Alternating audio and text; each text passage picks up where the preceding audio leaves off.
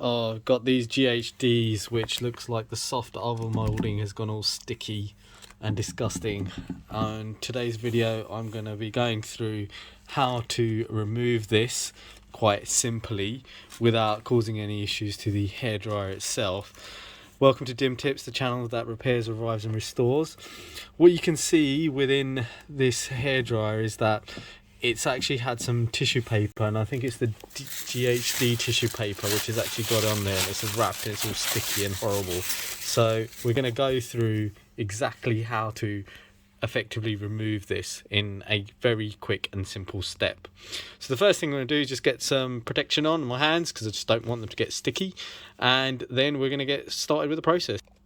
So the first thing that you want to do is just get yourself a rag or a cloth. You can get a microfiber one, but I'm just going to use a cotton one. And the other thing that you need is nail polish remover.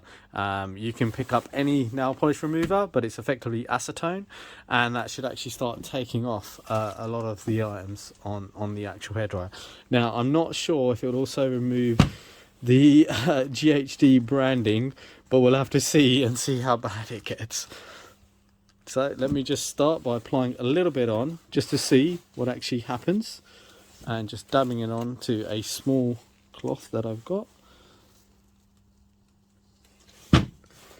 and seeing what the effect is. So I can already see that it's removing a lot of the TPE, I believe it is, which is just the soft coating over the top. I'm not really too worried about the logo. I mean, probably a lot of people are, and it is coming off, so got to be a bit careful around there. So I'm just going to work around everywhere else apart from the logo itself and just rub it in as much as possible to remove as much of this as possible. Just slap it on. Now the good thing about acetone, well, it does discolor plastics. That is something that you have to be a little bit careful of, but really I want this to be functioning rather than anything else. And the other thing is that it shouldn't affect the electrics, because it should effectively evaporate, and that's what's actually great about it. So that's what's good. So I'm just going to continue on. So I've actually taken off the attachment, just giving that a good scrub. It seems to be working fine. So on the hard plastic it seems to be fine, it doesn't seem to be discoloring it, but what I will do is I will check in a few days time to see if there has been any impact on the plastic itself. But as of now, it doesn't look too bad on the hard plastic. The only disadvantage of this is that with the TPE removed you won't have that soft touch feeling anymore, which you won't have because it's actually disintegrated on this. And it's a common problem with items that have this soft over moulding, is that over time, if it's left in storage and just general degradation does occur, and you effectively end up with this horrible sticky mess. But I'm going to try and save the logo, but I can't guarantee anything.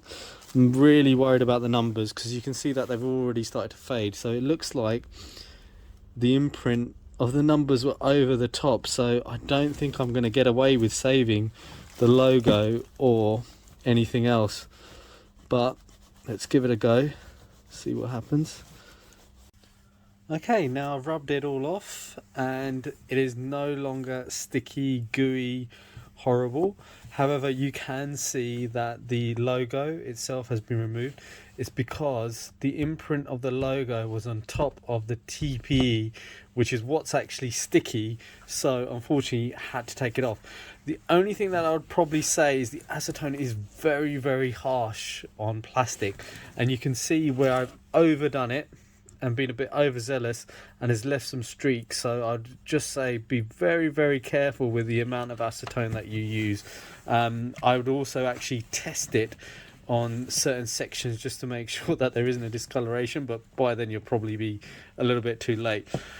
Either way, happy because it is actually working. I do let it dry after a little bit of time, because you do not want to effectively burn down your house or your place, because acetone unfortunately is flammable.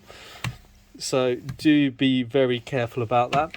I think just to add a little bit of a finishing touch to it, I did use some WD-40 just to add in a bit more, just to clean off anything afterwards. And also it's very good for preservation of plastics, of just getting some oil back in there. Not too much, just rubbing it in slightly.